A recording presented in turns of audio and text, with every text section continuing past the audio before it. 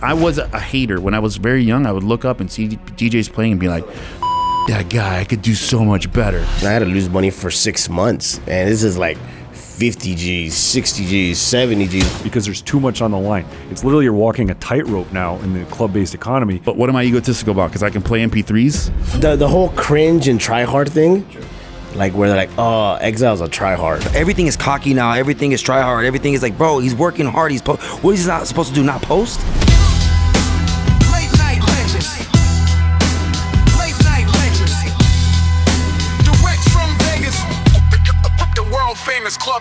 All right, ladies and gentlemen, welcome back to another edition of Late Night Legends presented by Club Killers. And I'm your host, DJ DeVille. And we've got some great guests in the building. We got Alex Dreams, Exile, and our very special guest in the building, DJ Konflikt. Welcome, Konflikt. My favorite DJ.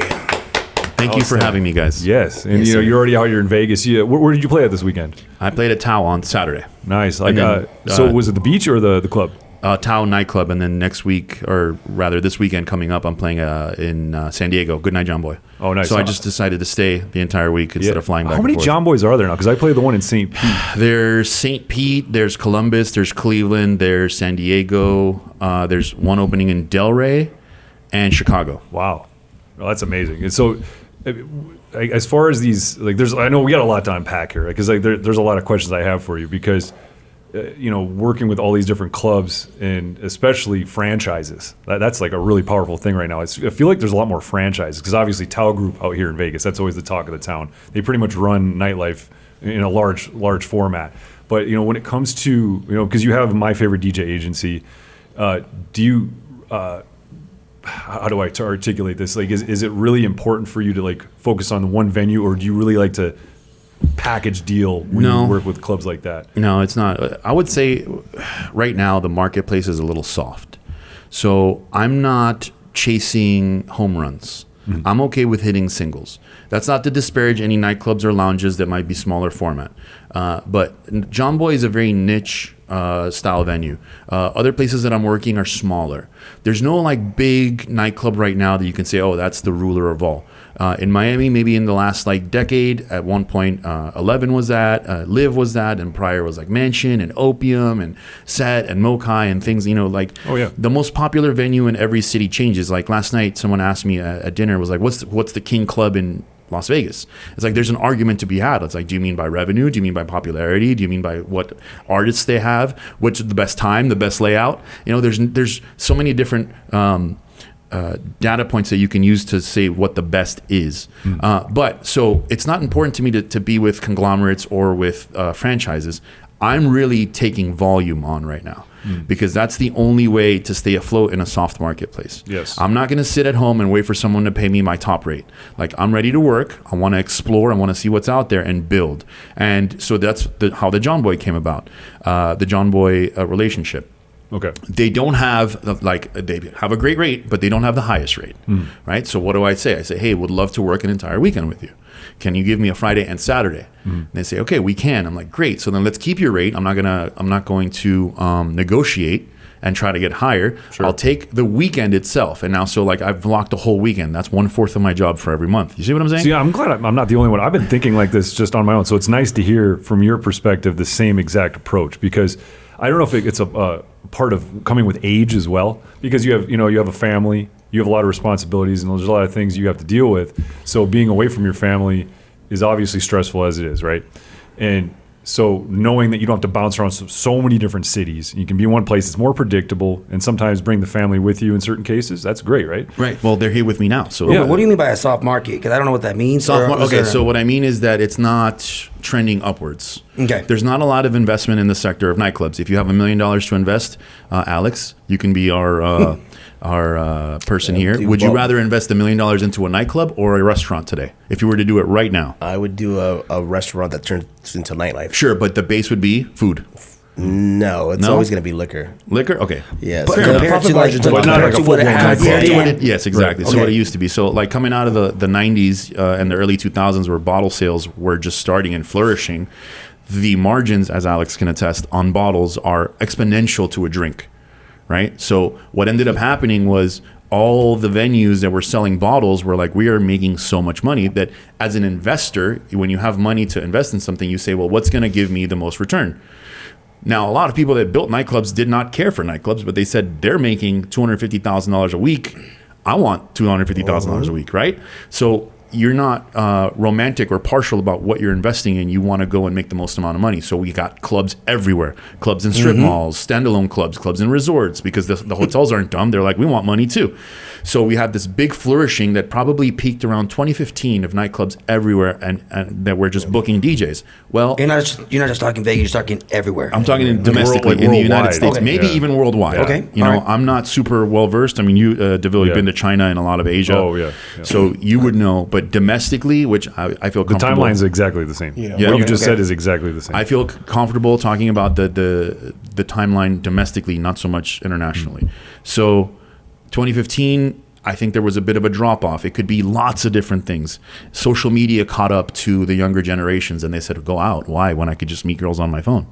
Go out. Why? When I can just socialize with my friends via group chat. Go out. Why? When I could just order alcohol to my house. Maybe because the iPhone came out, 2008? Maybe it took about a decade for that technology to get so immersed in the culture that finally people were like, what are we going out for? It again? affected a rolling generation, because if you think it's a conveyor belt, because if we're already set in our ways as a non-iPhone user having habits, we're still going to have our habits as iPhone users versus someone that's programmed by an iPhone or a smartphone of any kind, and trends, apps, offerings, like, you know, anything that's a retail culture. Like you said, like you can just order booze. And you just bring it to your house, have a house party. Okay, so we hit the ground running here, and that's awesome. But I really want to get back to who you are, and what you have learned as a veteran DJ that's very successful. And I want to give everybody, maybe somebody that's not familiar with you, I want to start at the very beginning with you. Like, what caused you to want to become a passionate career DJ? You guys first? didn't get my list of introduction points that I wanted. Oh, I know. That's what I want to rewind a little bit, because we're hitting some hot points One here. of your sign. But we really want to. Is it a rising moon? I know the bio with all my Yeah, right. It's funny because you have such a great Miami background, and but not just Miami, all over the country, but even as I would say like a starting career DJ, what caused you to get so business minded? What was that? Just being a music passionate person turning into a business person. To put it in like the smallest point I didn't want to disappoint my mom when I quit college.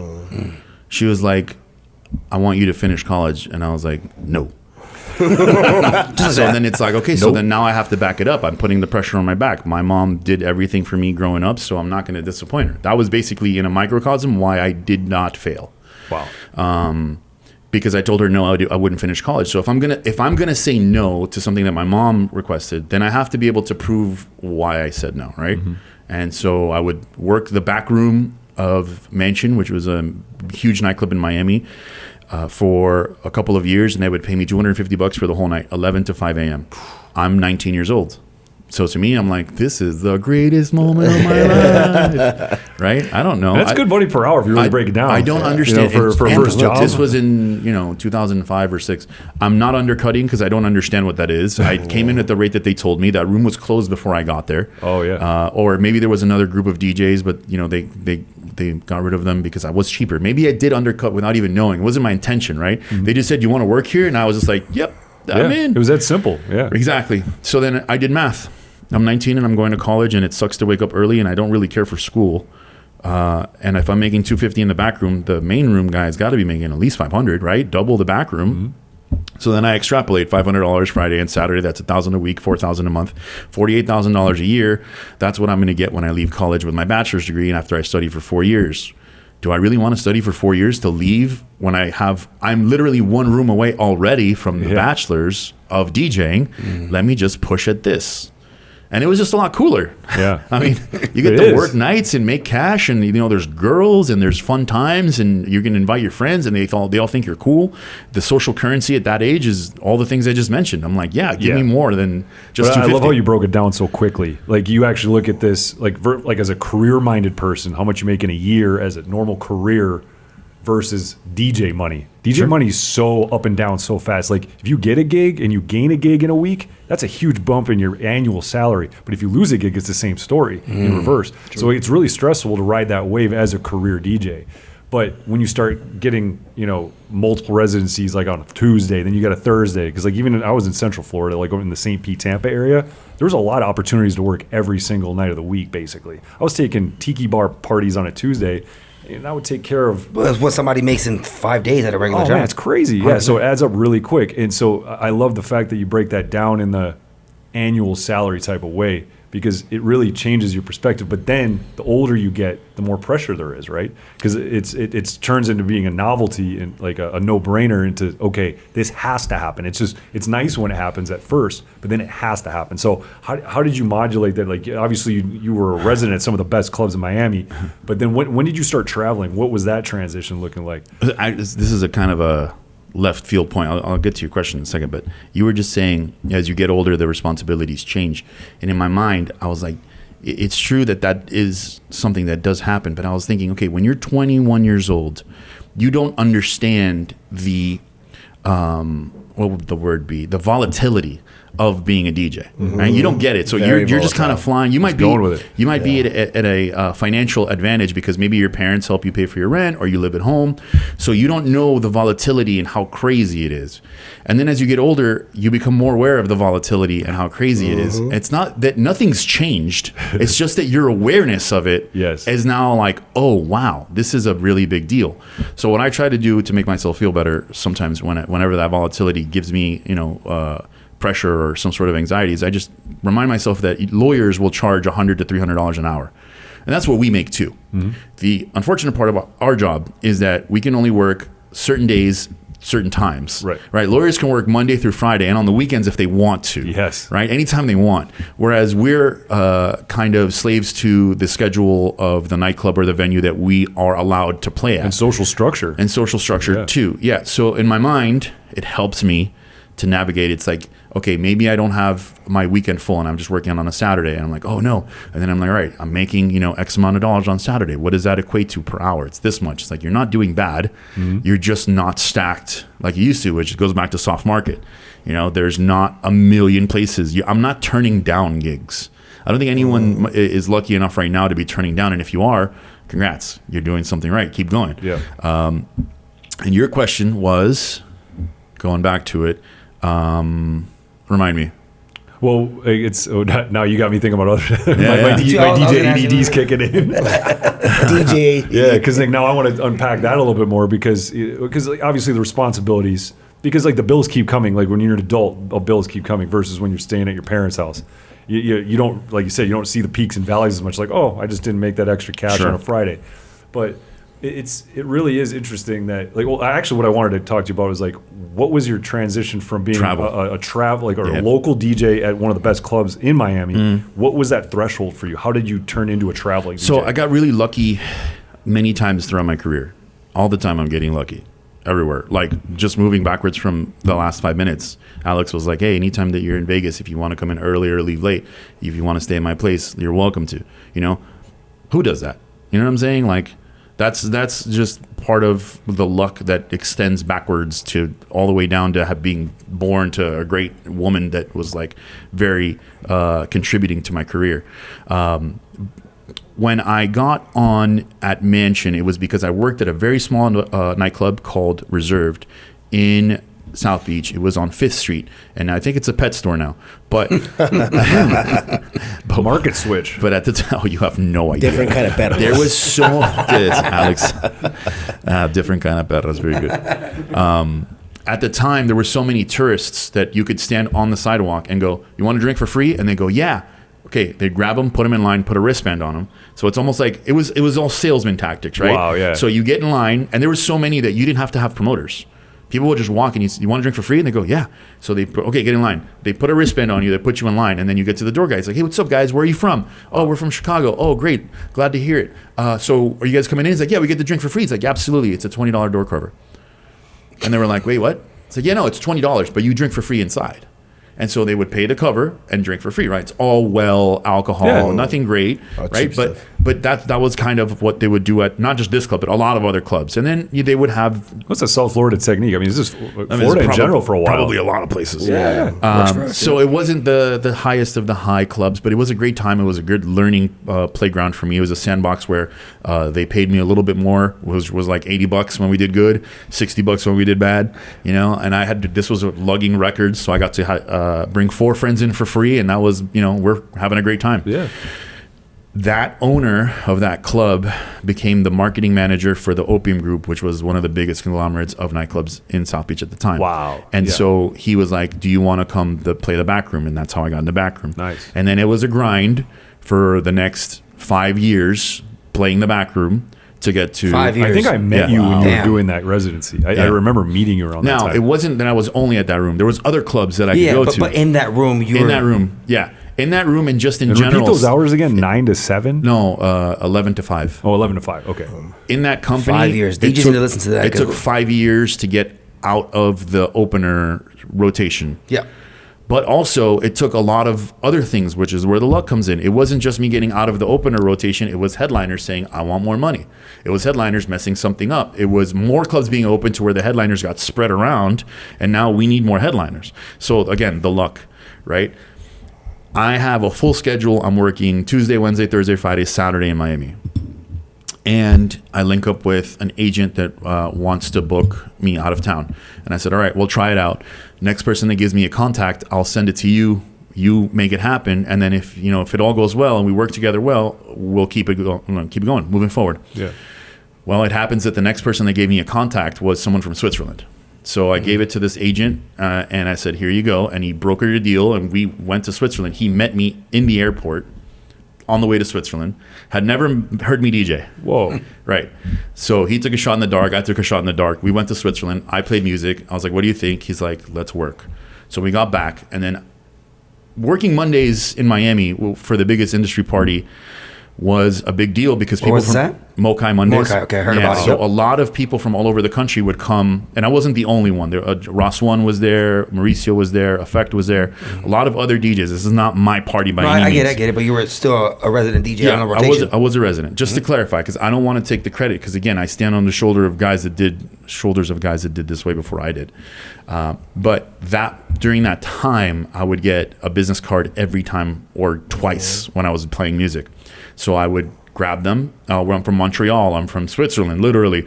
I'm from over here. I'm from over there. We have a club here. Can you come DJ for us? And it's a Monday, so everyone's coming to Miami to check out what they're doing to make so much money, right? Yeah. Okay, so then I start giving it to my agent. And my agent puts me in a venue here, in a venue there, and maybe once or twice a month at most.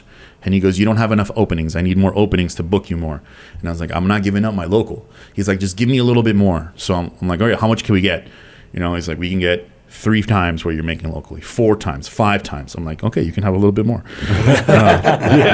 And so what ended up happening, I wish I had a graph, dude, because it's crazy. Like Miami did this upswing, right? Yep. And then at one point it reached its apex with all of the clubs, the Velvet Rope, the VIP standard. It was amazing. But then things started coming down. And then Miami being one of the leading markets. When did you see it coming down?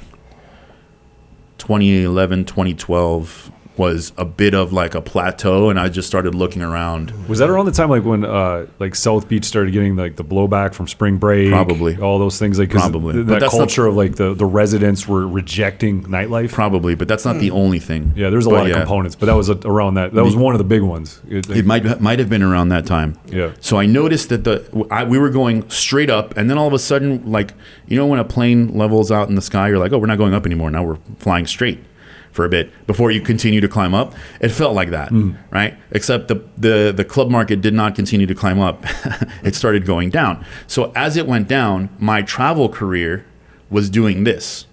And then at one point they intersected, and then after that, the local was down to 0 and the travel was at 100%. Wow. And I would play in South Florida once or twice a month, and I was playing out of town 6 to 8 times a month. That's wild. And it all happened because now it's almost like a fire. Where it originates is the place that burns out first. Right. So Miami, South Beach, bottle sales, partying, so many shows were being filmed. You slingshot out of it. Yeah. So that was the epicenter, one of them.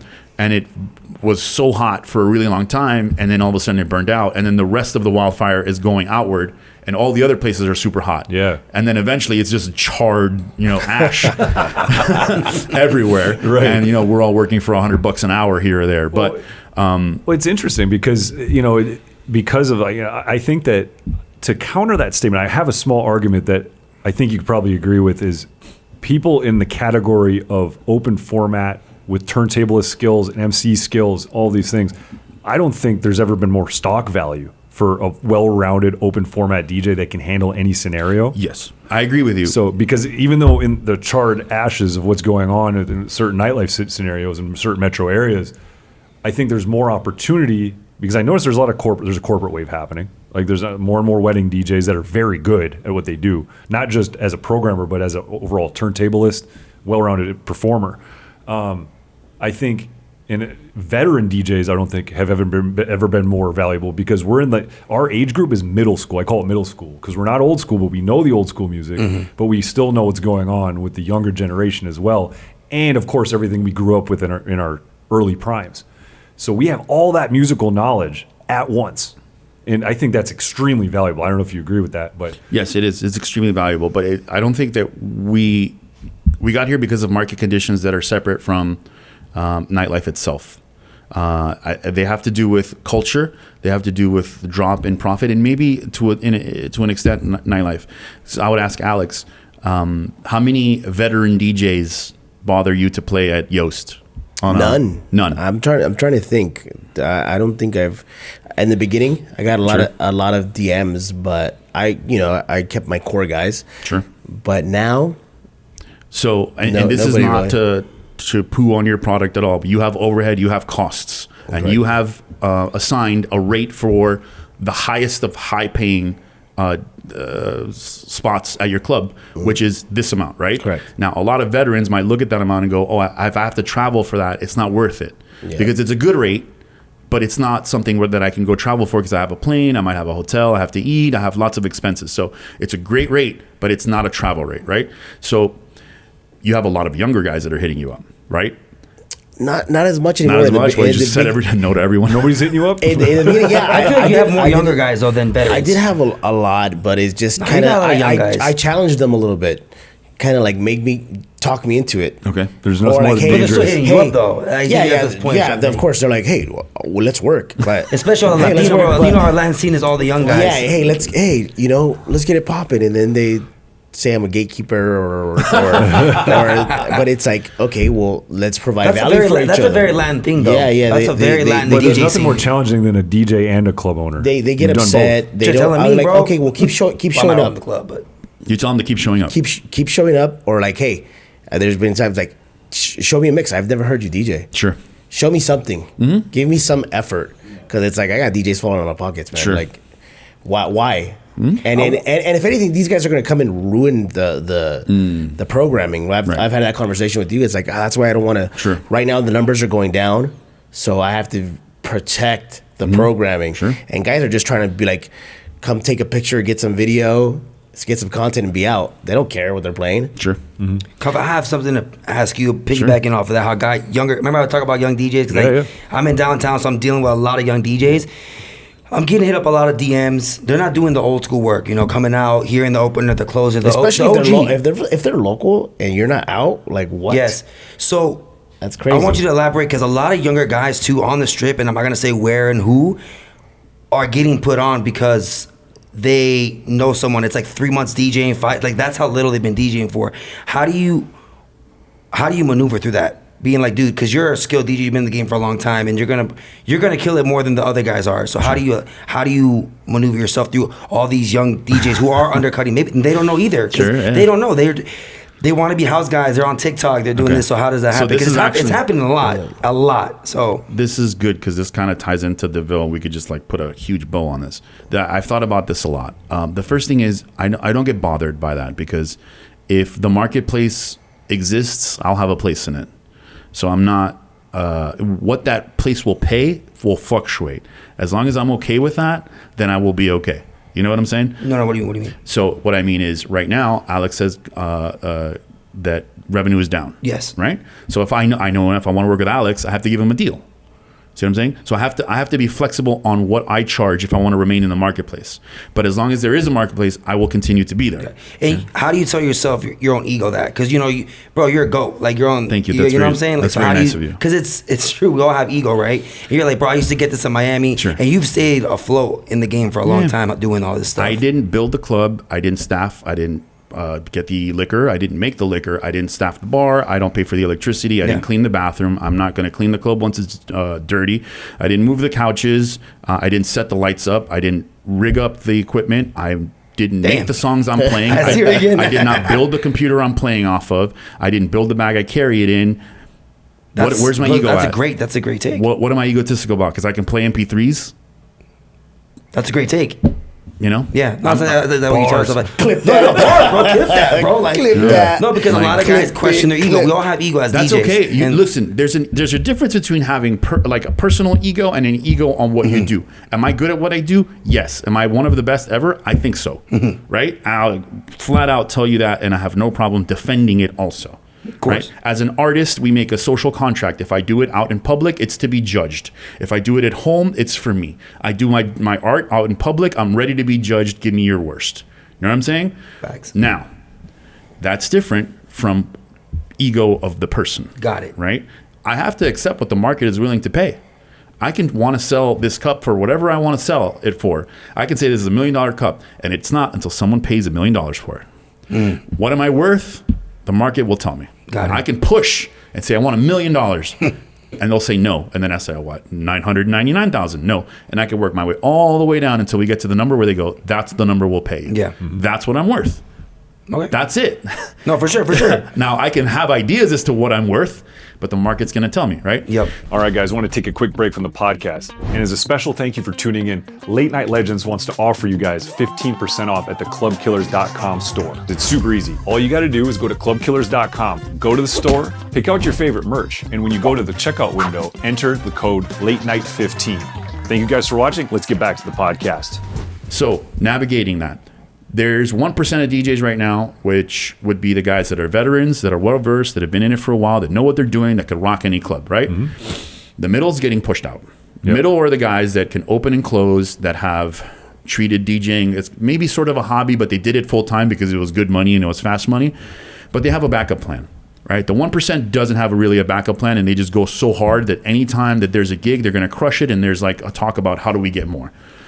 The ones that are the best off in this market right now are the ones with financial advantage at the bottom that are brand new, the 4 or 5 month guys that just got a controller and don't know what they're doing, but they come in at a good price rate, right? Alex is kind of in a tough spot because he needs a mixture of both. Someone that knows what they're doing, is really good, but is, cost low enough to be able to make money as a nightclub. Yeah. Right? I like that you think of that because I own a brand too, and that's what when I charge, I think of it. I only asked you because a lot of the guys I deal with are like, well, I've been in the game for 20 years. I need 35, $4 grand, $5 grand. Like, bro, we can't afford that right now. That's fine. And that's what I'm saying. How did you tell your ego? And I like that take. So it might seem controversial because now those guys are going to be sitting there thinking, oh man, then Konflikt comes in for 2 and he messes up our money. It's like, no, I didn't mess up anything because you never got that money. You know what I'm saying? You can't say I messed up money if you didn't get it. What you're doing is you're sitting on a wish, right? You're sitting on a wish of someday I'm going to get my $4,000 rate. Okay, someday. Maybe someday doesn't come, but if I come in and go, I'll do it for 2 because I understand market dynamics and I understand what people are willing to pay. A lot of DJs don't. Yeah. Then especially you at 19, you already kind of understood the business. You can't blame me for taking money. It's because it's available, and all you have to do is go, all right, I won't take 4, I'll take 2, and they go, all right, you're booked. Let me say this though. The one thing I've noticed over the years is with exactly talking about market dynamics, you always get more when they call you. It's a significant. I've always noticed there's a large pay gap between them calling you and you calling them. Am I right? It can be. Yeah. And also other times they go, oh, we thought it was this much. Sorry, we can't afford that. Which is okay too. It's like no problem. But then that leaves the door open. At least the door's open. And say, hey, are you willing to do a multi-day contract? Or you say, I appreciate you following up. Thank you so much. I'm sorry we couldn't make it work. In the future, when you have a sponsor, a special event, a big weekend, please contact me because I'm ready to go. Right? You don't give them the door. It's like this door's open. Yeah. Just remember. So if like Red Bull comes knocking and puts a $10,000 credit into the cash register for a specific night, you go, what do we do with this? Oh yeah. Yeah. All of a sudden we can't afford it. And and then obviously that's even more relationships being built because now you're collaborating with these brands that are sponsoring. So that's even a better look. So that's The middle's getting cut out. Yeah. The middle guys that used to headline and open, and they were somewhere in the middle, treating it like a hobby, not making the most, because the 1% makes the most. Right. The new guys with financial advantage, there's more of them because it's so easy to get into with technology, and so they all think that they can DJ, and they're like, oh yeah, I'm a DJ now. I've been working at it for 6 months. Now it makes the 1% even more desired. Mm-hmm. So we're competing with less of the middle and more of they don't know what the fuck they're doing, which is better for veterans. It's a glaring contrast. It's very clear who's going to do the right thing and who's going to do the wrong thing. But do you see these club owners really know that? Because they like you said, remember the investment you talked about how we don't know anything about clubs. We just want to make the money. Sure. So do you think they really know that? Do you think they're coming aware? There's not a lot of Alexes out there who is a DJ. Demand, though. It's supply and demand, really. Yeah. Explains why it's supply and demand, because you have access to so many young guys. Yeah, so many DJs with talent that could do the job, and they listen. A lot of guys, when I be like, hey man, this is the format, and they don't listen, or they are like, haha, that's cool. Okay, well, I'm going to have these guys play instead. Yeah, when you told me, hey, no dance music, and I'm like, yeah, we changed the format immediately on Thursdays to no big room EDM, no hip hop, straight Latin. Straight Latin. And it's working out. Worked. Amazing. Good. Surprisingly. Yeah, and keeping the crowd there longer, because we're down, 100, 200 tickets a week. Mm-hmm. And then, like, for example, like things that DJs don't think about, I just got a hit with the invoice from the police department for like $28,000. Like, what the hell? That's more than our rent. Like, that's crazy. DJs don't think about insurance and liquor license and lawsuits and all that stuff. So overhead. Overhead. No, I get it. Being a DJ is amazing. I miss it. Listen, again, which goes to that ego death. I walk into a place with a book bag, I play music, and then I leave with my book bag, and they give me money. How am I supposed to have an ego over that? That's very basic. Well, and you're talking about the middle disappearing, but Yes. what about the let's say the 10K to 75K DJs? But that's a different realm. But think about it, for a long time, a lot of these DJs were in clubs because of the bottle service era. Sure. There's a lot of budget there to bring in a high level DJ. Maybe not a Tiesto, but that budget was cut, my friend. Yeah. oh yeah, That but that's budget's what I'm gone. saying. That all of a sudden Who they're are not we talking working in about? clubs like a at Mac all. J? I'm not trying to name drop. No, but there's a lot of like mid-tier festival style DJs Okay. that cost a lot of money. They're not maybe Diplo or Tiesto level, they- but they're all of a sudden they're not working clubs at all. Nope. They can only It's do gone. festivals. Yeah, it's gone. It's gone. But so that so's that budget. Yeah, absolutely, because the bottle sales are down. Meaning we're not going to get a pay bump because they don't exist anymore. Right. So yeah, they're not. We're not going up The necessarily. 10K DJs are gone. Right. Yeah, because that was a novelty, and you could afford it because so many people were spending and balling out on 42 all night. Your question, I think, Exile, was about: do we trust club owners to be able Yes. to make the decision between somebody that has no idea what they're doing and costs $150, or someone that really knows what they're doing and costs $1,000? Or 50, yeah. The answer is I don't know. I look at Vegas and I think Yes, talk about Vegas. something happened to me recently when I played after Jewel. On the way to the elevator, a mom was coming out. She goes, "You're the DJ from Jewel." And I go, "Hi." It's exactly what I want to engage in after I get off the gig, right? It's like I just want to go sleep because I have 2 hours before my flight. But American Airlines. She goes, yes, it was American. She goes, my daughter just turned 21 and the club, and you made it so fun for her. Thank you so much. We were there with family, and it was amazing. We had such a good time. And I go, oh, you're very welcome. And then I think to myself, how often does this happen in this town to other DJs? I'm not disparaging, and I'm not dropping it, right? I'm not going to name any names. I don't mean it in a negative way. What I think is that sometimes Las Vegas, and ownership in particular, the back office has put people in positions to play music that have not been the best fit. And what ends up happening is you don't get that lady and a 21-year-old that are going to go tell their 12 friends, hey, we had such a good time at Jewel, we need to go back to Vegas for your birthday. So when that doesn't happen over a decade, 40 million people a year come to this town, and they go out at night and they don't have the best time because it's been a mediocre DJ placed there because they were cheap, because they were high in social media followers, because they were on a TV show. And the people that don't give a shit about that leave the club and go, it was all right. I don't know if I'd go back. Yeah. Multiply that over a decade, and then you deal with what the clubs are dealing with now. Mm-hmm. That they don't have lines bursting through the doors like they used to for just a regular Saturday. That's what I think. And I didn't used to think that music played that big of a deal, but after it happened again at Tao, and people like came up to me and took pictures with me, like, oh, it's birthday, we had such a good time. And in my mind, I'm like, I made fans of these people for the venue. That needs to happen every night, everywhere. And if it did, it would be way different than it is now. I think that clubs, not just Vegas clubs, but a lot of clubs, put short-term money or short-term heads through the door over long-term success. And that happens to every club that says, yeah, you can play music here, but you got to bring a 50-person guest list. And it's like, okay, so you're telling me that someone with a 50-person guest list can play music for you? Basically, all you're saying is someone that's social but has no idea what the fuck they're doing behind the turntables or the CDJs in this era. So then what are you doing? You have 50 people in the club, but there's 450 people in there, which means that 80% of the people in that club are unsatisfied with the music and they leave because you turned 400 people against the brand by having 50 people come in through a guest list. That seems like a very bad deal. Alex, what do you think?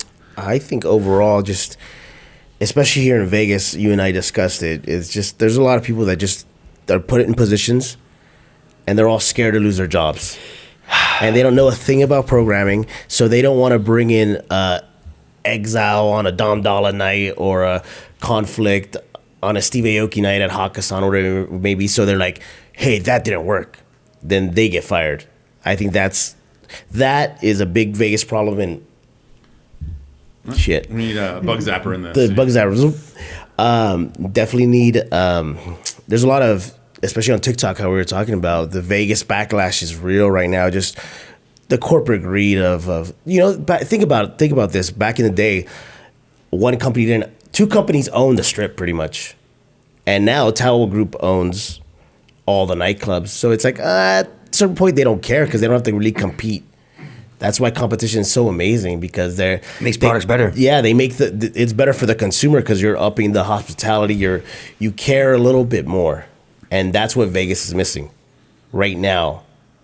I hear you. I whether it's one group or many, I think competition is good, but I think that the decision making hasn't always been the best. And I think a lot of this town has relied upon 40 million tourists a year coming through instead of good ideas. And it's on the way down, just how you went. Where exactly? It's on the way What down. did I say on the way What down? do you think is going? Because I literally just watched the video talking about gambling revenue and Vegas economics in general every quarter. What do you think is going to be the tipping point where the inflation cost of Las Vegas? Inflation cost of Las Vegas is so much more dramatic than any other market metric. It really is, dude. But like, everywhere I go, it's cheap for me. what's going to be the breaking point? What's going to finally cause them to take their foot off the gas with raising prices? Like, for example, Resort World just raised their resort fee to $55 a night. Bottle drinks, bottle service. But what's going to cause the it to entrance? Everything is expensive. But go ahead. Yeah, I don't know. I can't answer that question. The consumer not spending the money. Yeah, that's what it is. Really. Thank you, Alex. yeah. No, but there's a threshold, because like obviously there's a loss threshold too, because they'll put up with losing. They'll just keep raising prices for a while. Every sector is different. So like I think your question might be a little bit too general. For example, if no one books a massage at the Aria on a Tuesday, they're not going to close the spa down because it's a hotel amenity. Right. So maybe nightclubs don't even belong in the category of what's going to happen, because they're always going to stay open even if they're not full, because the resort needs an amenity of a nightlife venue that they have open every now and then, so someone from Minnesota can come in on business from Gillette Corporation and go, this club is amazing, we need to have our corporate party here. And then when they do that, they spend $150,000 to rent it out. Yeah. I feel like there's more money in that than actual nightlife. There's way more money in the That's corporate it. party. That's Buyouts are crazy here. Right. So then that's what I'm saying. So like that, where is there a tipping point? I don't know. It's too general Do you of a think question. there'll be a redesign tipping point? Like we were talking about this in another podcast where like the boiler room trends are starting to happen, and the architecture and design of a nightclub shape is going to change. Like Live. That's what Yeah, they did. Live's Right, so changing. Do you think that's going to? Do you think they're going to be more inclined to try things out, experimentation? Because I hate how nightlife is based on fear. Everything's based on fear Explain at a certain that more. point. Yeah, because explain Because we were talking about. hold on. Fear? Explain. There's a lot of fear when it comes to booking. Let's come back to the whole booking factor. I literally heard. I'm not going to name names, but he literally said that they don't want to book someone new because they're scared if it goes bad, everyone else is going to feel the wrath. That is fear at its finest. Right As a there. huge headliner or like a just like talking about Both trying a new booker. DJ. You're talking about the booker. Talent bookers are scared to do certain things because their boss is holding them accountable, so they're scared to do something that they wouldn't be inclined to do because there's too much on the line. It's literally you're walking a tightrope now in the club-based economy because if you go too far this way, you screw up. If you go too far that way, you screw up. You got to follow this line. It used to be a highway. Everybody just had fun on the highway. Now it's a tightrope, and if you don't and think about like the durability of your average guest in Vegas now only can last to 1:45 in the morning. I've talked to numerous people about this. I see It's that. crazy. And at least on the strip. At least That's on the liver strip. clock. Yeah, but I used to stay out like I literally You guys get know what liver access. clock is? Oh yeah, what? Like, No, they come from smaller markets that close at 2. So 1:45 is last call. That's why they bounce. but that back like 10 years ago, that wasn't the case for anyone. It was because there was more people. And people, I think people were drinking There was more. less There was less clubs. clubs. Nice Yeah. clubs, yeah. There's more concentration because I remember I would stay clubs. at Excess till 6 in the morning easy, and it was still full. Also, our You were generation a drank more raging, too. raging party animal. Yeah, bro. it was. But also, everyone else people was are drinking too. more I too. Like wasn't these alone kids there. aren't drinking as much. They're Yeah, not. the It's relationship- And also, like you said, The like relationship with how alcohol. he said a good point about they grew up on social media or whatnot. They don't interact as much. I asked all these young kids, I'm like, hey, why don't you like bottle service? These kids are 17, 18. We don't get it. But what do you mean? They don't understand what's so cool They about don't it. get it. It's not Try the money. hard. It's not, they didn't Try say money hard. right away. They're It's like, cringe. they're like, we don't understand it. Like it's like us and Ed Hardy. Ed Hardy was a shit. The kids are like, we don't get it. Why is it cool? Yeah. They don't understand. That's literally what they said. You were at Hardy? No, I'm just saying when Ed Hardy was popping. You know, I'm like, just kidding.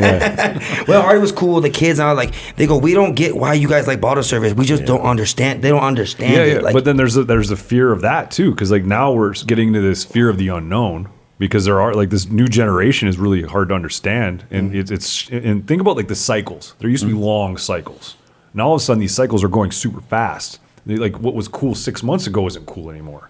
So how do you manage that as a nightlife operator, or even obviously as DJs we have a little more versatility there. We can respond to a TikTok trend overnight, download the music, make it hot. Even like with the the Fetty Wap thing. I don't think operators respond, dude. I think they just here in the city they just keep it moving. Especially in Vegas, In but, the city yeah. they keep it moving. In other places, like you want to talk to an operator that like follows up on trends, like ask Alex. He's sitting right there. Yeah, I'm on it every week. New theme every week. Yeah. But what I'm saying? but that's cutting edge. How but is he's it a possible DJ. that someone in Orange County took a theater that was an event center and turned it into a nightclub where there's hundreds or thousands of kids every weekend and relevant. Like you're and thinking- relevant yeah, like within the ideas. marketplace? How? Yeah, but that's Why? not I Las don't even Vegas know. either, but I that- don't even know how I do it. No, Do you think Vegas has a lot of people in position that don't know what they're doing overall? I don't want to insult anyone. yeah. I'm so sorry. Hey, I'm My trying to bad. get Cut that out. that new weekly residence. No. What do you have to say about it? Let's get Kellen. Let's get producer Kellen. Let us I know. just feel like there's a lot of people. For me, I look at marketing because I worked with a lot of companies from a marketing standpoint. And there's a lot of people who come out of school with a marketing degree, but just because you have a degree doesn't mean you're creative. Sure. You're good at the craft. So there's two sides of the brain, right? There's people who know like the business side. There's people who have the creative side. And I feel like in the marketing department, you need both. But what happens is one person will get, they'll get promoted into a creative position when they're more of a business person. Sure. And then these people are holding a creative spot that they shouldn't be in, and then they like the job and the company, they're friends with the managers or whatever, but then because they're in that spot, they're not coming up with any good new creative ideas Sure. for the company. But the problem with that is that any creative ideas that they do have, they're afraid to push them because if it doesn't work, they become known in the office as the person with bad ideas. Right. Yeah. I would definitely be fired by now. You would have 100%. No one would ever. But you said it, they're scared. Listen, Fear. they would have looked at your plan. I They would see. have looked at your plan and they would have been like, "You want to spend how much money for how many Yes. months without revenue coming in? You're going to bleed for how many months?" I just had this conversation with them. I'm pitching a rooftop in Orange County, and I was like, "Well, how soon do you need to see results? Because you're not going to see results right away." It's like I had to lose for us to get any traction. I had to lose money for 6 months, and this is like 50 G's, 60 G's, 70 G's, and it's like, okay, finally we see a little hope. But yeah, if it wasn't my money, I would have been fired by now, Right. For sure. Yeah, I get it. But that's the lack of fear. Obviously, Yeah. think about that. Like when you have that durability. Ignorance is bliss. Is like part of it is that I'm stupid. Like I'm stupid enough No, to it's be. not. I don't think that it's stupid. I think you have a very beautiful quality, which I tend to have, and people that have this quality are very lucky. You don't know where the ceiling is. You just look up and you go, well, let's see how high I can go, and you just jump. And I don't you're know. flying, bro. I don't know where. I don't know what I'm doing, but I'm gonna figure it out. Like let's see what. But let's But see you what learn more happens. doing it than Yes. Oh, of course, yeah. Yes, but also you don't think with limitations. You don't think, oh no, I don't know, getting 600 kids on a Thursday seems like kind of a big deal. Maybe I'll open up a small lounge. You go, let's see what happens. But it's like, so I'm going on year 3 now, actually in April, that we've been actually open, and now I'm like so prepared to do other things now. It's like I'm so much more motivated and confident. And a lot of kids and young DJs, they're so scared to try anything. They're scared to come back. Going back to what we're talking about, they're scared to come back and show up, or like even, oh, Alex scares me. Like what? Like I'm super friendly. Like, Yeah. But they just don't like. They feel because they're going to be judged, Alex, and that's hard. Well, it's Being judged, accountability. especially as an artist, it's accountability. It's a display of responsibility. They might be too young and they're entering into adulthood, and they don't understand that like pushing past those boundaries. When you're uncomfortable and you get past it, you grow. You know, that's how you grow. Pressure makes diamonds. Everyone says it's so fucking cliche, but that's the truth. And especially with these young kids, it's like Young there's this whole thing with we're sounding like the old guys, right? The old heads. But it's true. The whole cringe and try hard thing. Sure. Like where they're like, oh, Exile's a try hard. Like, no, you're supposed to try hard. You're supposed to try hard. Like, Let me piggyback. They shame us. Like, they shame, like, because I talk to all these kids, like, oh, it's cringe. Oh, look at him. Everything is cocky now. Everything is try hard. Everything is like, bro, he's working hard. What is he not supposed to do? Not post? Like, Yeah. they're like, oh, he's a cocky DJ because he posted or whatever. Like, yeah, or if you're trying to follow trends, social trends, if you're posting look at like, this guy's producing house now. It's He's like like, laziness and this new ableization. generation just like everything is negative. I'm like, Do you not guys- everything. Do you Sorry. guys feel? I have not felt any of that at all. I'm so removed, and maybe it's come my way. I but do a lot of young DJs. Yeah, it's because you're not around young people, So- and that's a plus though. Here's To my me, it's a question. plus. Here's my question. If they see a talented DJ do a video where it's really cool, or they hear someone play at night at a club and it's something they've never heard, and they're like, wow, that's really great. Would that DJ still be able to try hard when they're putting out content? I don't think they get it. They would I don't judge think you. they- I They'd be don't like, think oh, they get does he it. think he's cocky because he's doing a dope ass wordplay? It's more No, weird. part of me, especially like the Really? DJs, I feel like they don't, unless there's that rare like small percentage, but they don't admire it. To them, They want to be subtle, right? Yeah, Like, no. They cool. don't understand it. They don't admire it. They don't respect it because they didn't come from that culture, right? Where Hip hop is a competitive sport. yeah, and Amen. They don't care. Nobody cares about hip hop anymore. Sure, Yeah. that's fine. And I get it. Look, if Yeah. you don't want to try hard, I'll be fine. That's why you're still in the game after how many years? You're Like, entitled to your they- opinion, though. If they look at me and they go, "Oh, he's a tryhard. I don't like him," I'm like, okay, you're not spending money to come see me anyway. Like it's Yeah, like, okay. No, these kids. Amen. These kids look up to these. If DeVille's over there dancing around playing some Afro House with a bonnet, with a Gucci bonnet or whatever, Yeah. it's like they think that's dope. Yeah, because it's subtle. They and he's want not it to- doing nothing. Yes, great. it's because they want the subtleness, the cool. They want less, So they less understand posting, it. less videos. But you guys are talking about a very small niche group. No, I think no. Listen, man. it's because you're not around general public. You're around industry kids and music kids. Of course. You also But are in yes. Cali too. That's our business, right? Sure. DJ nightlife. If you go out and ask someone, a GA patron of yours, it's like, what do you think of this DJ? Well, it's Try very harder, or it's is he- very different in Southern California True. than So we're talking about just DJs, not regular people. Yeah, right? you're talking Yeah. about the people on the bench that haven't gotten to play, bro. yeah. I'm talking about DJs. Oh, Yeah. we're talking DJ. That's cool, man. yeah. You guys, Like you say, they don't spend money to they don't even buy you a can drink. have all They of get your everything opinions. comped. It used to be that people would be like, "I'm better than him. Why does he have a job?" Now it's he's a tryhard. Why does he have a job? It's the same shit. It's just changed phrasing. That's crazy. That's so true. I don't That's care. true. Yeah. That's like, look, I was a hater when I was very young. I would look up and see DJs playing. And be I'm like, still a hater. Fuck that guy. I could do so much better.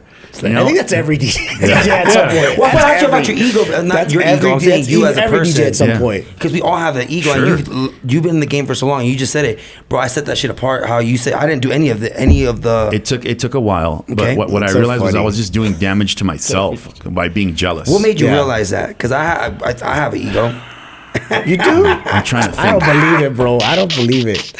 I got attitude. I have all that, and I've gotten better. But I just You want to have know. gotten a lot better. I think bro. I You think have gotten- I allowed some of my my mom's messaging to leak into my professional career. Be a good person, don't steal, be nice to people, be respectful. All those things that like are in a personal realm that in most places don't apply to business because in business people are looking to slit your throat when you turn around. But it just happened to work to actually minimize my ego because instead of jealousy, I would just now look at it like a tactical practical mission. It's like, all right, how did he get up there? Instead of being like, I should be up there. It went from an emotion to let's make a plan. How do we attack? Yeah. It's like productivity instead of just being angry. Instead of an emotional response, productivity. Yeah. That's what I think. It wasn't so much an ego death because the ego still existed. There was still a thought of I could do better, but now it was like you're curating the ego. How do Actually, I want to talk about the productivity factor. Now I want to talk to Konflikt, the agent. Sure. I would have that too. Yes. This my is favorite agent. Yeah, my favorite agent. Which I've pitched to Alex. I'm like, we should probably merge the Club Killers and the agency together. I have the infrastructure. He goes, yeah, but you named it My Favorite DJ Agency. I don't know. Yeah. I'm like, Alex, we can change that conversation to whatever you want, buddy. Yeah. A lot of people have asked that about, like, they did not like you because of the My Favorite thing. And, obviously, a lot of people feel very... very easygoing. So you talk to me, you're like, DJ Ego, and then they'll be like, and I was like, that's crazy that you even bringing this up. It's like something funny. It's like it's marketing, guys. Yeah, it's like it's marketing. Because when you posted once the championship belt, I didn't get mad. This is fucking dope. Like, bro, he's trolling you guys right now, dog. Like, you guys not see it? Bro, I'm like, bro, y'all don't get it. Yeah, bro. I got a lot of comments about like, bro, he's not bro. If he really was a hater, he'd be ranting on Instagram or Twitter, whatever. Like, bro, I got it right away. The championship belt. Then I heard your road podcast. Shout out to them real quick. I heard. I was like, I knew he was fucking trolling, bro. I've always maintained that it's better to have an overt racist person than a covert racist. Yeah. I want someone to tell me that they think that me, by being a Spanish person, I'm less than, or because somebody's a specific color, they're less than. I want them to say it out loud because I know to avoid that person, right? A covert racist, and I'm just bringing this up as an example. A covert racist is harder to avoid because they'll tell you something in your face, but think something different, right? So these guys that are saying, I don't like Konflikt because he thinks he's my favorite DJ, they're overtly explaining to me that they're kind of simpletons. So I'm going to avoid those people. It's like, you just don't get it, bro. You're not on the inside. And that's okay because not every joke is for everybody. And that's, you guys are overtly, you're like, oh, he's kind of a rude guy. He's kind of an asshole. It's like, okay, that's okay. As long as they're not bookers. Yeah. Okay. Speaking of bookers, I know you were going to lead because I wanted to kind of talk about the transition of, obviously, so we went from one threshold to another. We went from being a local successful DJ to a successful traveling DJ.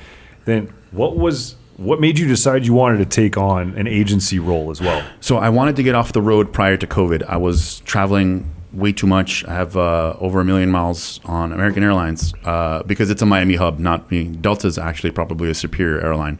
Yes, it is. Alex would agree. You can see my 1 million mile plaque there. What did you get for 1 million miles? I got gold for life. That's it? That's it. Oh, here we go.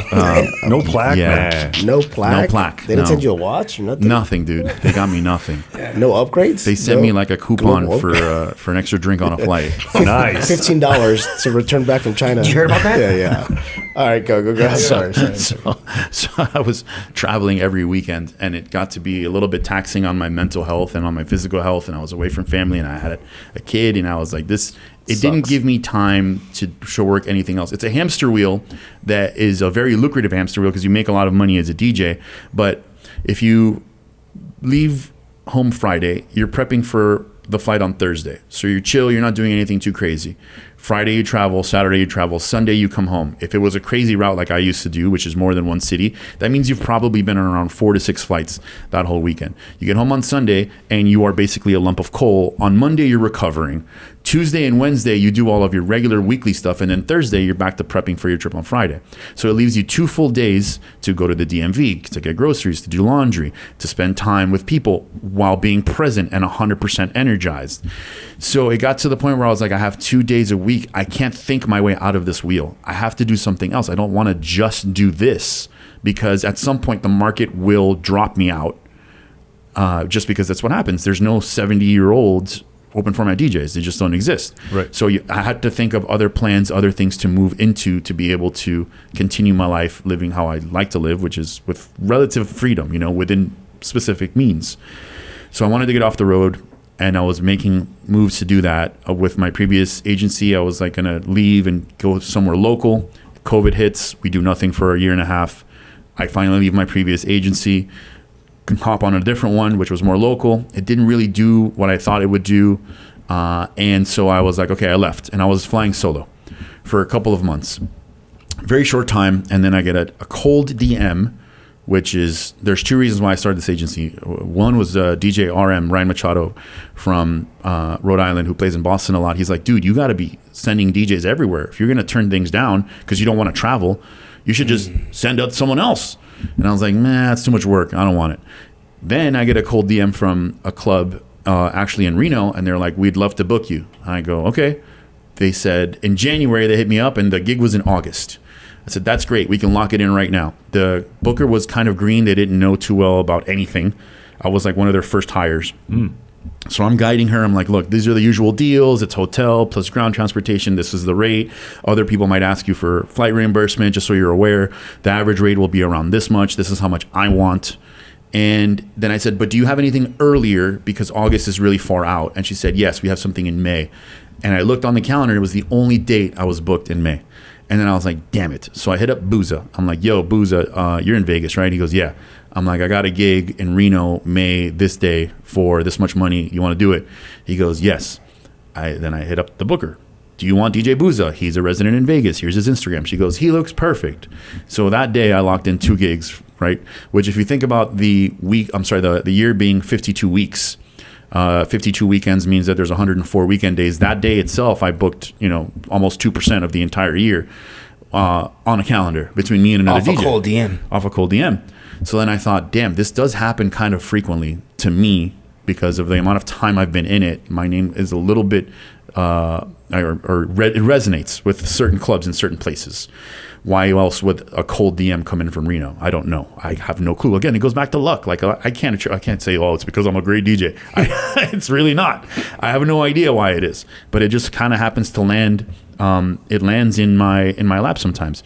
So I thought, all right, I have to be able to take advantage of this. Instead of leaving that gig wide out in the open, let's send another DJ. And then I thought maybe I need a team of DJs to do this too. So then I contacted all the guys that I always wanted to have on an agency that I thought were good DJs that don't need me 24/7, that I don't have to be on call for, that I don't have to book their entire calendars because they're professional, they're doing their own thing. But when something comes around, I'm the person that goes, hey, you want some extra sprinkles on your Sunday? And they go, yes. I'm like, oh, here you go. Or when they go, I want that. I'll go, all right, let me see if I can build that bridge. And so I'll grab the materials that I have in my closet and I'll build a bridge from where they are to the thing they want to get to. And I go, oh, there you go. And they go, perfect. Yeah, I'm a case in point on that. Right, exactly. You helped me out. Yeah, you just like did on a Boston run. Yeah. Oh, so, nice. Yeah. So that's how the agency came about. It was just, it's a matter of not being resistant and just kind of being fluid. Sometimes it bites you in the butt. Like I wish I was more like Alex sometimes where I just like Me too. went after things. You know what I'm saying? And it's like, this is what I'm going to do and just found a way to do it. I'm more easygoing, which is why like when I was real young, I was like, damn, I'll probably never be a millionaire because I'm not after, not saying that Alex said that you chase money. It was never the goal, no. Yeah, sure. I'm not saying that's your goal, but I just look at money and I go, as long as I have enough to like not worry about what I'm buying groceries, like what things cost, like I'm cool. Everything else is kind of superfluous to me. I've never been someone that's like, oh man, I want so much money. I want a seaside condo with a Lamborghini. It's like, to me, it's like, it's not attractive to me. So maybe that prevents me from being uber wealthy by American standards. But I've always just been happy with not resisting. And whenever something comes, just being like, okay, let's kind of go with it and see what happens. But like, I was going to ask you this too, because I have a really difficult time with time management between being a creative DJ. Hey, I think we all do. I've been busy building hard, bro. Instagram for some company. I don't know. but it's tricky though, because like creativity is not something that just you put on, print on a piece of paper and make happen, right? Comes in waves. Creativity is something that flows, and it's not always on a 9-to-5 schedule. But clerical work, dealing with the agency, communicating with clubs, offices, that's 9 to 5, especially communication stuff. What's your schedule look like during the week? I mean, do you have somebody that does this for you at this point, or do you do this? Yeah, it's fine. So your wife and your kids, and so like, I wanted to ask that too.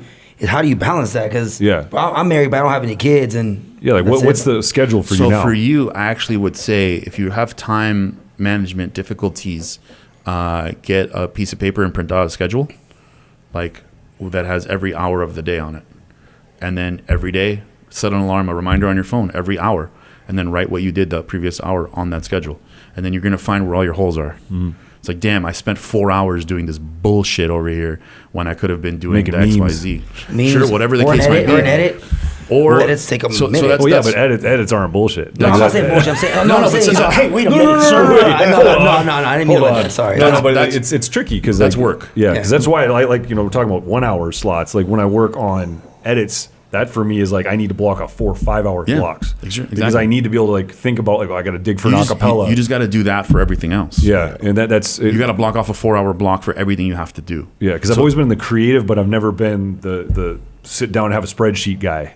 Like, Yeah, it's I know terrible. it's getting to the point where it really is urgently needed. Yeah. You know, it's so many aspects of life because, you know, even scheduling and photo shoots and getting, you know, I haven't made a podcast in 4.5 years. Just Podcast a mixed mix, podcast. yeah. Yeah, like, obviously, that's You have, wild to me. You have the Like, time. It's just a matter of prioritizing and reorganizing. That's it.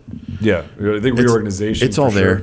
Because, like, you know, honestly, like, I treasure and I want to protect my creativity because sometimes, you know, it's just so damn awesome to be a DJ. Everything you talked about, like, you know, being able to show up, play music, express yourself, and do it for people that are having a great time. But there's so much more responsibility on the bottom of that foundation that you have to reinforce on a regular basis. And this is, you know, like I'm juggling obviously the responsibilities of, you know, having the Club Killers responsibilities, the DJ DeVille responsibilities, and then life responsibilities, trying to just be a grown ass man. Life, Yeah, love, yeah, fun. all these things. Like, you know, the relationship factor too. So there's so many things you have to deal with, and you know that workflow of like, do you feel like there's certain times where you have to like protect your creativity? Like, No.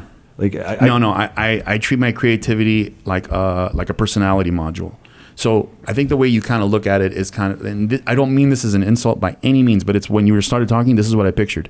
I pictured like a French artist in an attic, you know, that just has a canvas and oil colors everywhere, and just whenever he feels it, he goes, "Oh yes," and then he Yeah, some goes Salvador and Dali he shit. paints, Oui, right? oui. But that's a life of an art. That's the old type of artist. Yeah. I don't think we have that luxury anymore. No, you're right. There's no We can't luxury do for that. No, not at all. So the way I look at creativity is sometimes there's resistance to get started. It's tough. But once I'm like, I gotta go do it. Once I put on the phases and I set up the turntables and I turn everything on and I get on and the music starts hitting, that's when I stop thinking, and that's the creativity just goes. Yep, so I treat automatic. it like a module that's like, okay, and I'm in a social setting right now. I don't like people. I don't like talking to people. I don't like talking, but I have to because I'm in a social setting and we're doing a podcast. You know what I'm saying? Right. Like me and Alex, we went through Asia, super chill. You know, I don't talk too much, and I just, you know who I am. Yeah. I'm who I am. I try to be as nice as possible, even though some people think I'm an asshole. And so it's about turning the module on when you need it. So if you're scheduling every day between 8 and midnight, your creative session, eventually your juices will go, oh, we got to go. It's Yep. 8 o'clock. So again, it's a reorganization and restructuring of what you're doing. yeah, it's So the question, how do I do everything? I just do it. I do it when I have to do it. Sure, So sure. 7 a.m. I wake up Monday morning. Because you made it a habit. Yeah, yeah, Like let's- you let's- said. That's just discipline too. let's go through it. It's not so much. It may be discipline because sometimes Yeah. I fall short. But 7 a.m. I wake up, do morning routine, take my daughter to school, come back home, to go back to sleep. I sleep from about 8:30 to 11:30 noon. If you ask my wife, I sleep till 1. I don't sleep till 1. I sleep till like late morning. Then I wake up and I will do before I have to pick up the kids or the kid from school, their work. I'll work on stuff that in the Monday day makes the most sense. So that's going to be invoicing, follow-ups, checks, scheduling, gig booking, all that stuff within a 2 or 3 hour window. Then pick up the kids at school, figure out homework, whatever. And then I have like afternoons, try to get a workout in, potentially try to download music, to get to the Patreon to make edits, or to keep Konflikt at a point where I'm competitive within the marketplace with the music that I'm playing. Then I go to sleep between 1 and 2 in the morning. And so that's why I sleep that morning nap, because biphasic, sleeping 2 times is what works the best for me.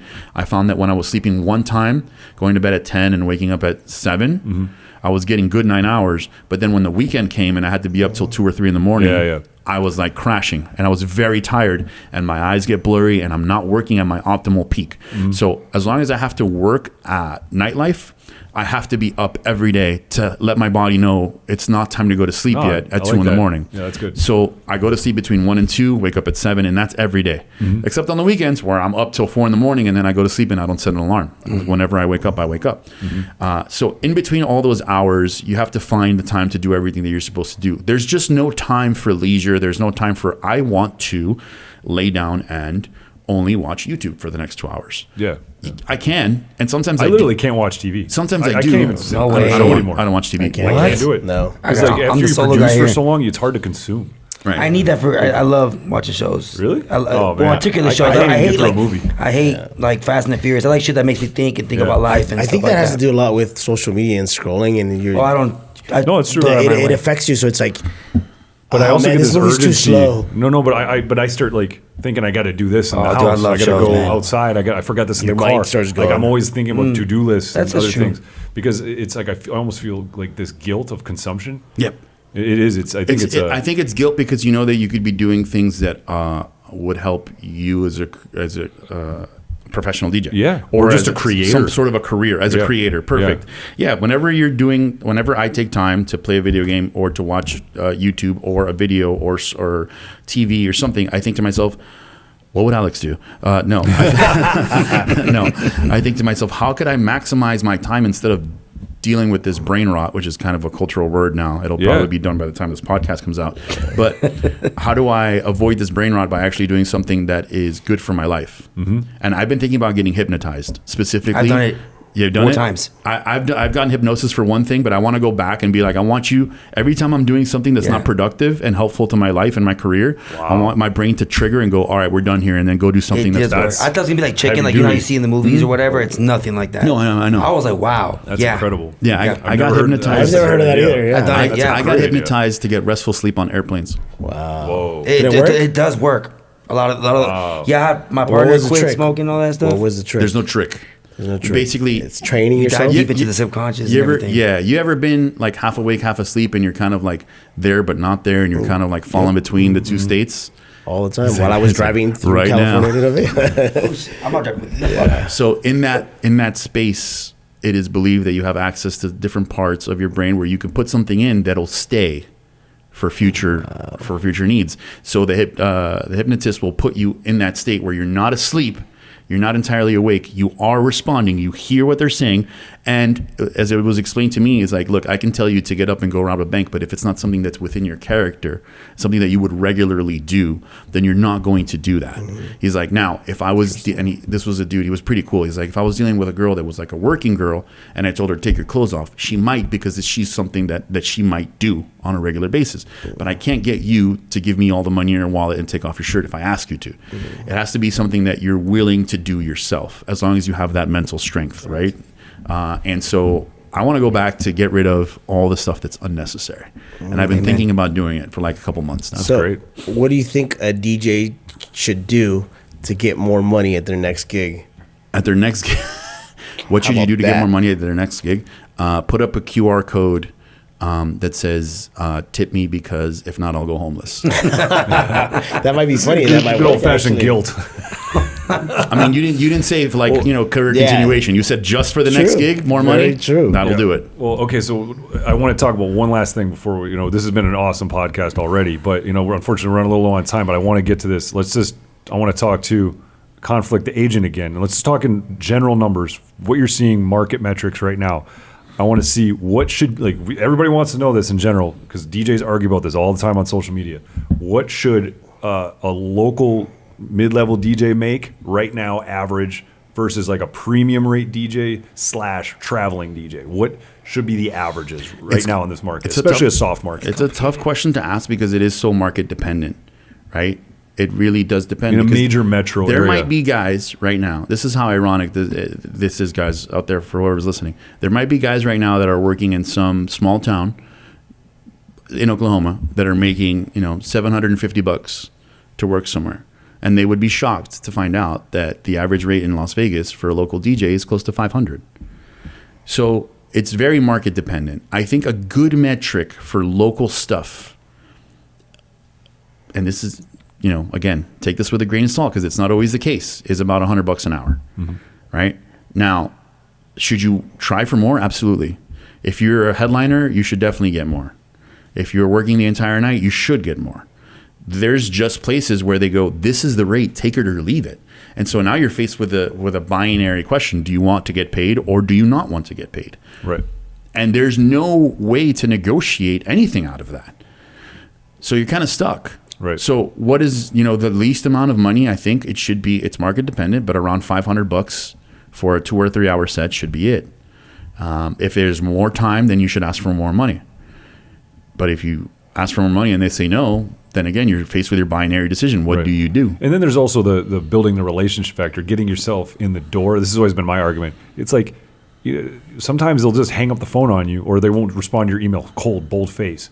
So are you going to take that to get your foot in the door, build a relationship, and negotiate once you're homies with the music director or somebody that now appreciates you? You work your way up the ladder. There's opportunity for that. But I think especially baseline numbers, I would agree that 500 seems to be what I hear the most. Communication's very important. If somebody, and so for out of town stuff, it should be 2 times your market rate in your pocket. Mm-hmm. So what that means is that's a great. Say that again. Say that again. So what that means is if you're a local Vegas DJ and you make $500 regularly, and Tennessee, Nashville wants to book you, you say, "What's the rate you're offering?" And they say, "Well, what's your rate?" You should go for 2 times your rate in Vegas in your final profit. net profit. So you have let's call it a $350 flight and a hotel. If they don't pay you for anything and they just go, this is your money, we just want a rate for you coming to play. We don't want to book a hotel or a flight. Landed. Tell us how much, right? All in. So you got to book your flight and your hotel. So you take your $500 base pay in Las Vegas plus a $350 flight plus, let's say, another $350 hotel. So now you're sitting at $1,200, which is what they got to pay you for you to your cost will be $700. Your rate is $500. So now you take that and you figure I need to make at least $1,000 because my local rate in Vegas is $500. Now this is the complicated way, and I'll go simple in a moment. Vegas is 500, so I need 500 plus 500. I need 1,000. My cost is $750. I need at least $1,750 to make this out of town trip. Mm-hmm. So anytime, and so that means is they give you $1,750, and then you take the $750, you pay for your flight and your hotel, and you have $1,000 left in your pocket after it's all said and done. Yes. Anytime you travel, you should at least get the minimum you should get is 2 times your highest local rate in your pocket once it's all said and done. Yes. That's the easiest metric I found to explain to people what they should that's do. actually exactly how I do it. Right. That's awesome. Would you ever recommend doing something for exposure? Yeah. Okay. That's fine. There's not Like if I got asked for Bad Bunny or you got asked for Drake, would you?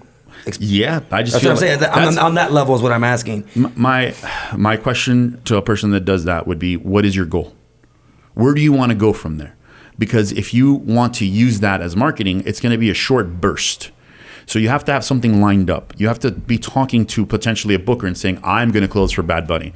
And they go, oh, yeah? It's like, yeah, I'll send you video on Monday. When you know the gig's on Saturday, you send it Monday and you go, now that you saw I closed for Bad Bunny, I want this. Because if you just put it out into the social media world, it's going to be old in a week. Yeah. So you had That no fast. plan, and you had no plan. Oh, for sure, that fast. It's crazy. So all of a sudden, and at the end of the That's day, how it moves. Because somebody else opened up for Bad Bunny in some other city. Well, that's what happens. That's what happens. Yeah, I at get the end asked of to the do all day, that. remember that you're not using. This is kind of, for all the young kids. I'm going to be a tryhard right now. We used to book DJs based upon how good they were. And there was a reason for that. That formula worked really well because that way people that went out were happy with what they heard. And so we got lost along the way, and now we're driven by fear or social media numbers or TV presence or celebrity or TikTok. And so that's how bookings happen. But that doesn't make people leave happy. And as DJs, we are entertainment. We're entertainers. And if we're not entertaining, we're not doing our job. So I don't know. There's like a weird, mixture of things that I would say, yeah, exposure is fine, but you have to have a plan because if it's just for the picture, then you're wasting everyone's fucking time. Yeah. No, I Sorry. No, But we need that in this world, man. Everyone's soft. And I think that I'm actually excited for the near future for open format DJs. For us, for guys that know what they're doing. Absolutely. I see I'm it. actually really excited. Yeah. It's gonna cycle back. Yeah. It's gonna The cycle back. pendulum swings back. I mean, I don't think it's a mistake that people are stopping me to say, "Hey, you did a really great job." Yeah. It's like, well, if you thought I did a great job, how bad are the other things you're listening to?